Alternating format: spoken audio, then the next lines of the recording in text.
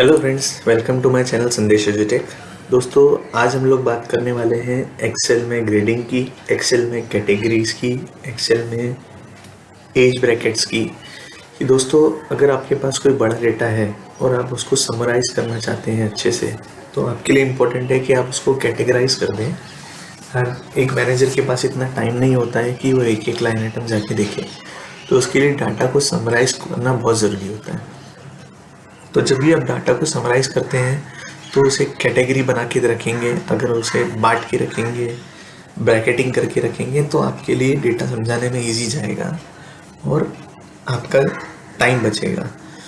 तो इसलिए आज हम लोग इस वीडियो में कैटेगरी, ऑटोमेटिक कैटेगरी कैसे लेके आते हैं वो बात करने वाले हैं। तो अभी मैं आपको एक एग्जांपल के थ्रू समझाता हूँ कि जैसे मेरे सामने क्लास का डेटा है, वहाँ पे क्लास में किस बच्चे के कितने मार्क्स थे वो यहाँ पे दिए हुए हैं और उनका कितना परसेंटेज बना है बेस्ड ऑन जो मार्क्स हैं उनके, और उनकी ग्रेडिंग क्या है। तो ये ग्रेडिंग जो है वो हमने डिफ़ाइन कर रखी है कि अगर किसी का 0 से 55% तक अगर किसी का स्कोर है तो उसे D- ग्रेड देना है। अगर मान लीजिए 55 से 60 के बीच में उसका स्कोर है तो उसे D देना है। अगर 60 से 70 के बीच में उसे स्कोर हुआ है तो C देना है। ऐसे 70 से 80 को B, 80 से 90 को B प्लस और 90 से 100 को A। तो अभी मैं चाहता हूँ कि ये ग्रेड में ऑटोमेटिकली मेरा अपग्रेड हो जाए, मुझे एक एक सेल में जाके चेंज नहीं करना पड़े। जैसे अगर मुझे देखना है कि A कैटेगरी वाले कौन है, तो या तो मैं यहाँ से फ़िल्टर करूँ और नंबर फिल्टर्स में लेस देन, इक्वल टू और वो सब करूँ। जैसे अगर मुझे में से एज डिफाइन करना है तो इस ग्रेटर देन इक्वल टू होना चाहिए 90% और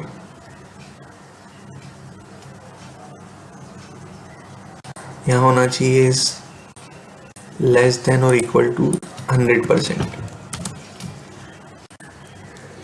तो आप देखेंगे ये दो निकल के हैं, तो ये दो मैं ऑटोमेटिकली यहाँ पे ए डिफाइन कर सका। अगर मान लीजिए मुझे इसको, मैं इसके मार्क्स चेंज कर देता हूँ, मान लीजिए इसको मैं बोल देता हूँ 224, तो अब देखिए यहाँ पे ग्रेडिंग ऑटोमेटिकली चेंज हो गई, D- हो गई, मुझे चेंज नहीं करना पड़ा। तो ऐसा फिल्टर करके ग्रेडिंग देना बहुत लंबा काम है। ये डेटा अगर बड़ा होता था, अभी तो ये सिर्फ आपको 8 रोज़ का दिख रहा है, ये हो सकता है कि इससे भी बड़ा हो। तो इसलिए इम्पॉर्टेंट है कि हम लोग सिर्फ क्राइटेरिया एक बार बना के रख दें एक्सेल में और ये ग्रेडिंग ऑटोमेटिकली चेंज हो जाए। दोस्तों, ग्रेडिंग का एग्जांपल मैंने अपने कन्वीनियंस के लिए लिया है, मैंने आपको समझाने के लिए लिया है। इसकी जगह कोई और एनालिसिस भी हो सकता था, जैसे कि ग्रॉस मार्जिन के बेसिस पे, परसेंटेज मार्जिन के बेसिस पे आप कैटेगराइज कर सकते थे। तो आप एक बार ये वाला कंसेप्ट समझ लेंगे तो आपको वो वाला कंसेप्ट, उस कंसेप्ट में फॉर्मूला लगाने में इतनी तकलीफ नहीं जाने वाली है, अगर ये वीडियो आप लास्ट तक देखते हैं तो दोस्तों, आप लोगों से रिक्वेस्ट है कि आप वीडियो को लास्ट तक देखिए।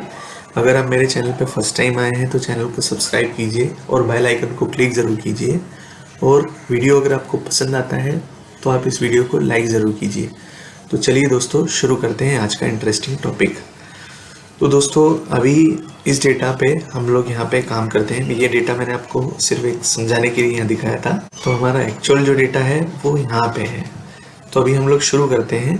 यहाँ पे मैंने मार्क्स लिखे हुए हैं, यहाँ पे मैंने उनका परसेंटेज स्कोर दिया है। परसेंटेज स्कोर कैसे आया, मैंने मतलब अज्यूम किया है कि ये जो मार्क्स है ये आउट ऑफ 500 आए हैं। तो फॉर्मूला मैंने अप्लाई कर दिया कि marks divided by maximum marks और परसेंटेज का फॉर्मेट दे दिया। तो इस तरीके से यहाँ पे स्कोर आ गया, इनका सबका परसेंटेज स्कोर आ गया। तो अभी मुझे यहाँ पे ग्रेड लगाना है। तो ग्रेड लगाने के लिए मैं क्या करूँगा, एक नए शीट में जाऊँगा। आप चाहें तो यहाँ से भी जा सकते हैं, मैं यहाँ से एक मैंने बना के रखी है। तो यहाँ पे मैं 2 कॉलम ले लूँगा। पहले कॉलम को मैं टाइटल दे दूँगा परसेंटेज स्कोर और फिर मैं ग्रेड। तो अभी मैंने आपको यहाँ पे लॉजिक बताया था शुरुआत में कि किस तरीके से ग्रेड एलोकेट करना है, उसी को मैं यहाँ पे क्राइटेरिया में डिफाइन कर दूँगा। तो सबसे पहले मैं ले लूँगा अगर 0 to 55 रहते हैं तो वहाँ पे मुझे D माइनस कैटेगरी चाहिए, तो मैं सिर्फ तो यहाँ एक कॉलम में परसेंटेज कोड में मैंने 0% लिख दिया, यहाँ पे D माइनस लिख दिया।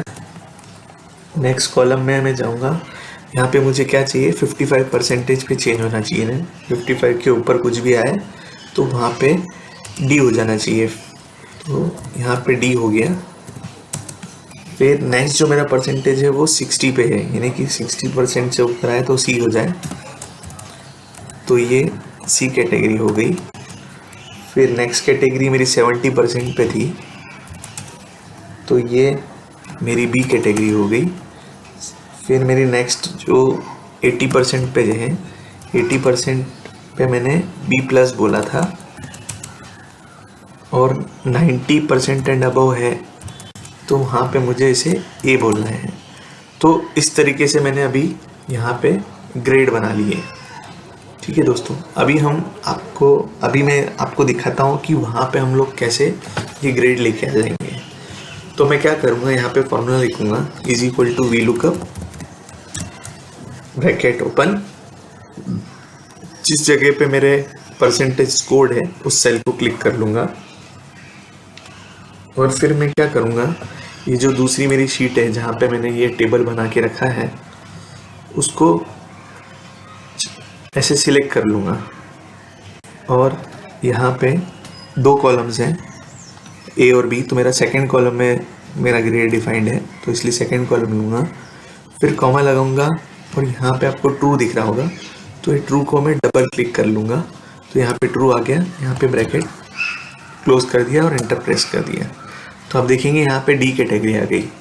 अभी दोस्तों अगर मैं इसको यहाँ पे कॉपी करने जाऊँ तो आप देखेंगे यहाँ पे रेंज चेंज हो गई, A2 से B8, अभी A1 से B7 थी, फिर ये A2 से B8 हो गई। तो मुझे क्या करना पड़ेगा, इस रेंज को फिक्स करना पड़ेगा। तो इस रेंज को फिक्स करने के लिए हमें क्या करना पड़ेगा, F4 प्रेस करना पड़ेगा, तो ये हमारा टेबल अब फिक्स हो जाएगा। अभी इसके अलावा कहीं बाहर से वो डेटा नहीं लेगा, ये पकड़ के मैं ड्रैग कर दूंगा, तो आप देखें अभी मेरी रेंज फिक्स हो चुकी है और सभी दूर ग्रेड आ चुकी है।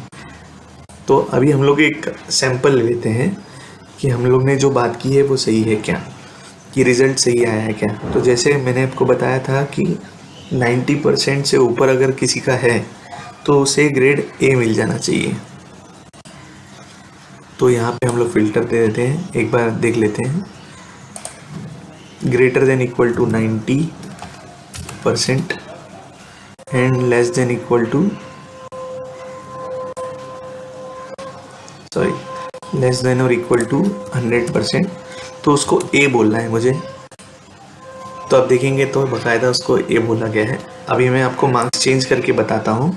जैसे मैंने इसको 387 बोल दिया, तो देखिए ऑटोमेटिकली परसेंटेज चेंज हो गए और ये ग्रेड भी चेंज हो गई, जो अभी A थी अब वो B हो गई। तो आशा करता हूँ दोस्तों आपको ये फॉर्मूला समझ में आया होगा। अभी मैं आपको सिमिलरली एज कैटेगरी बनाना दिखाता हूँ कि एज कैटेगरी कैसे बना सकते हैं हम लोग। तो एज कैटेगरी बनाने के लिए जैसे मेरे सामने एक डेटा है, अभी मैं आपको एक डेमो दिखा रहा हूँ पहले कि हम लोग क्या बोलना चाह रहे हैं। तो आप देखेंगे मुझे क्या बोला गया था कि 31 जनवरी 2022 से एनालिसिस करना है कि ये डेट्स में कितने दिन होते हैं और ये कौन सी कैटेगरी में आता है। तो हमने कैटेगरी बना रखी है, 0 से 30 डेज, 30 से 60 डेज और 60 से 90 डेज, 90 से 180 डेज, 180 डेज मतलब कि 6 महीना। तो यानी कि ये 1 महीना हो गया, ये 2 महीना हो गया, ये 3 महीना हो गया, फिर ये 3 से 6 महीना हो गया, फिर ये 6 महीना से 1 साल हो गया,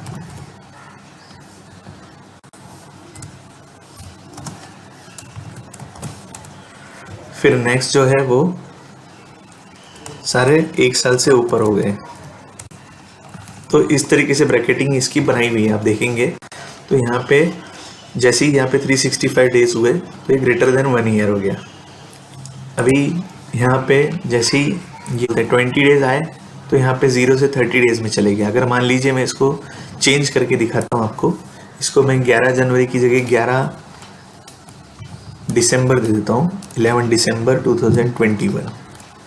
तो आप देखेंगे यहाँ पे डेज भी चेंज हो गए और यहाँ पे कैटेगरी भी ऑटोमेटिक चेंज हो गई। तो ये मैंने कैसे अचीव किया है ये मैं आपको दिखाता हूँ। तो हम लोग क्या कर लेंगे, हमारा पहले जो डेटा है वहाँ पे हम लोग पहले डेज कैलकुलेट करेंगे। तो डेज कैलकुलेट करने के लिए हम लोग फॉर्मूला लेंगे डेटेड इफ का। तो डेटेड इफ फॉर्मूला कैसे अप्लाई करते हैं, is equal to datedif bracket open, वो सेल जिसके बारे में हमें डेट कैलकुलेट करनी है, जो हमारा बेस डेटा है वहाँ, और फिर जिस दिन का हम लोग MIS बना रहे हैं या जिस दिन की हम लोग एजिंग निकाल रहे हैं। जैसे मेरे केस में मैं 31 जनवरी की बना रहा हूँ, तो यहाँ पे 31 जनवरी लिख दूंगा और कॉमा लगाने के बाद इन्वर्टेड कॉमाज में D लिख दूंगा, क्योंकि मुझे डेज कैलकुलेट करने हैं। अगर मुझे मंथ या ईयर करने होते तो मैं मंथ के लिए M लिख देता D की जगह और ईयर के लिए Y लिख देता। तो मैंने इस तरीके से डी इन्वर्टेड कॉमास में लिखने के बाद ब्रैकेट क्लोज कर दिया और एंटर प्रेस कर दिया। तो आप देखेंगे 365 डेज कैलकुलेट हुए हैं। तो आप देखिए ये 22 है और ये 21 है, तो 365 डेज होते हैं। अभी मैं क्या करूँगा, यहाँ पूरा फॉर्मूला अगर खींचूंगा तो ये जो A1 है, यानी कि ये हमारी जो सेल है जहाँ पे 31 जनवरी 2022 लिखा है, वो चेंज हो जाएगा। ये देखिए यहाँ पे वैल्यू आ गई, क्योंकि ये A2 पे चले गया। तो मुझे इसको पहले फिक्स करना पड़ेगा। तो मैं यहाँ पे F4 दबा देता हूँ। तो अभी मेरा फिक्स हो गया। मैं ड्रैग कर देता हूँ। तो आप देखेंगे यहाँ पे पूरे एज निकल के आ गए, यानी कि 31 जनवरी और 11 जनवरी के बीच में अगर डिफरेंस निकालेंगे डेज का तो वो 20 डेज आने वाला है। दोस्तों, अगर आपको करंट डेट पे चाहिए तो आप यहाँ पे सिंपली टुडे लिख देंगे। टुडे का फॉर्मूला आपको मैंने पहले दूसरे वीडियो में बता चुका हूँ, फिर भी मैं आपके लिए रिपीट कर देता हूँ। इज इक्वल टू लिख के today bracket open bracket close और एंटर। तो आप देखेंगे आज की डेट आ गई और ये सारे जो डेट हैं वो चेंज हो गए अकॉर्डिंगली। तो इस तरीके से डेज निकल के आ जाएंगे शॉर्टकट तरीके से। अभी फ़िलहाल के लिए मैं 31 जनवरी कर देता हूँ। तो अभी हम लोग नेक्स्ट बात कर लेते हैं कैटेगराइज कैसे करना है। तो कैटेगराइज करने के लिए हम लोग क्या करते हैं, नेक्स्ट शीट में जाते हैं। यहाँ पे 2 कॉलम है, कॉलम की कैटेगरी में डेज डाल दिए, कैटेगरी डाल के इसे कॉलम का टाइटल दे दिया। फिर मैं क्या करता हूँ, इसको ग्रुपिंग कर देता हूँ। तो यहाँ पे 0 आ गया, जिसे हमने पहले एग्जांपल में देख लिया, 0 आ गया, फिर 30 आ गया, फिर 60 आ गया, फिर 90 आ गया, फिर 180 आ गया, फिर 365 आ गया। तो इस तरीके से मैंने कैटेगरी डिफाइन करनी है। तो अभी मैं जो 0 से 30 है उसको बोलना चाहता हूँ 0 से 30 डेज। तो मैं चाहूँ तो यहाँ पे डायरेक्टली लिख दूँ 0 से 30 डेज। इस तरीके से भी कर सकता हूँ मैं, लेकिन फ़िलहाल मैं क्या करना चाहता हूँ, मैं आपको कुछ और तरीके से कैटेगरी बताता हूँ। तो मैं इज इक्वल टू लेता हूँ, टेक्स्ट फंक्शन यूज़ करता हूँ। यहाँ पे वैल्यू मैंने दे दी कि किसी क्या है, और फॉर्मेट टेक्स्ट के लिए मैंने इसको 0 बोल दिया।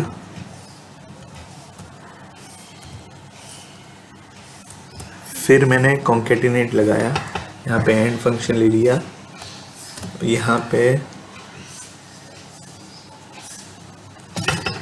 माइनस साइन लगाया। कॉन्केटिनेट भी यूज़ कर सकता था, मैंने एंड लगा लिया, ठीक है। एंड टेक्स्ट ब्रैकेट ओपन, वो सेल यानी कि नेक्स्ट वाली कैटेगरी जो है, ठीक है, कॉमा 0, फिर यहाँ पे एंड, फिर यहाँ पे इन्वर्टेड कॉमा, फिर स्पेस, फिर BAYS, फिर ये ब्रैकेट क्लोज। तो ये मैंने कैटेगरी बना ली। ये कैटेगरी बनाने का आपको दिखाने का मतलब ये था कि अगर मैं इसको चेंज करता, मान लीजिए मैंने इसको अगर मान लीजिए 40 कर दिया तो देखिए 40 से 60 कर लिया उसने, ऑटोमेटिकली बना दिया है। इसलिए मैंने आपको इस तरीके से बताया। तो ये मैं नीचे तक ड्रैग कर देता हूँ 97, 18। अभी नेक्स्ट जो है दोस्तों मेरी जो कैटेगरी है, नेक्स्ट जो मेरी कैटेगरी है 6 मंथ से 1 ईयर है और ग्रेटर देन 1 ईयर है। मैं यहीं से कॉपी कर लेता हूँ। ये मैं इस तरीके से फॉर्मूले से नहीं कर पाऊँगा, ये मुझे हाथ से लिखनी पड़ेगी क्योंकि यहाँ पे उसके लिए फील्ड नहीं बची डिफाइन करने के लिए। तो इसलिए मैंने इस तरीके से मेरी एजिंग कर ली। तो ये मैंने कैटेगरी बना दी कि अगर 0 से 30 डेज़ के बीच में अगर आपका एजिंग आती है तो ये कैटेगरी देनी है। तो अभी चलिए अप्लाई कर लेते हैं यहाँ पे। तो हम लोग क्या करते हैं, फॉर्मूला लिखते हैं is equal to V lookup. वो सेल लेंगे जहाँ पे हमें डेज मिलेंगे, फिर वो कैटेगरी जहाँ पे हमने डिफाइन कर रखी है वहाँ पे जाएंगे। दोनों कॉलम, इस बार मैं क्या करता हूँ पूरे दोनों कॉलम को ही सिलेक्ट कर लेता हूँ ताकि ऊपर नीचे आप कुछ भी डेटा चेंज करेंगे तो सारी इस रेंज में आ जाएगी। ठीक है, तो ये मैंने पूरा कॉलम सिलेक्ट कर लिए।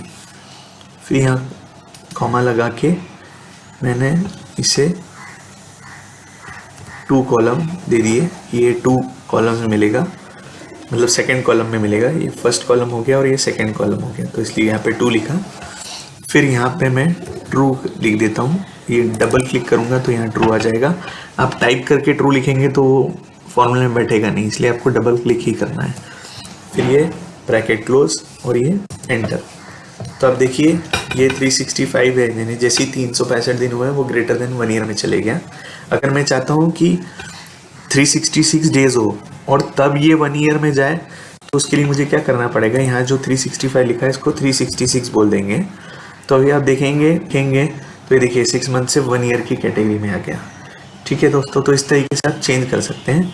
अभी यहाँ पे मुझे कॉलम रोज फ्रीज करने की ज़रूरत नहीं है क्योंकि ये ऑटोमेटिकली मैंने पूरा कॉलम सिलेक्ट कर लिया है। तो मैं जस्ट यहाँ पे ड्रैग कर दूंगा। तो ड्रैग करूँगा तो आप देखिए ये 20 डेज़ थे तो ये 0 से 30 डेज़ आ गए, 31 थे तो ये 31 से 60 डेज़ में चले गए, यानी कि ऑटोमेटिकली कैटेगरी डिफाइन हो गई। तो आशा करता हूँ दोस्तों ये वीडियो आपको पसंद आया होगा। इस वीडियो में अगर आपको कहीं पे भी डाउट है तो आपसे रिक्वेस्ट है कि आप दोबारा से वीडियो देखिए। जहाँ जिस सेक्शन में आपको डाउट लगा है वो सेक्शन आप दोबारा देख लीजिए, आपको ज़रूर समझेगा। फिर भी अगर आपको डाउट है तो आप मुझसे कमेंट करके पूछ सकते हैं। दोस्तों वीडियो अगर आपको पसंद आया है तो वीडियो को लाइक ज़रूर कीजिए। मिलते हैं दोस्तों नेक्स्ट इंटरेस्टिंग टॉपिक में। Till then take care, bye bye.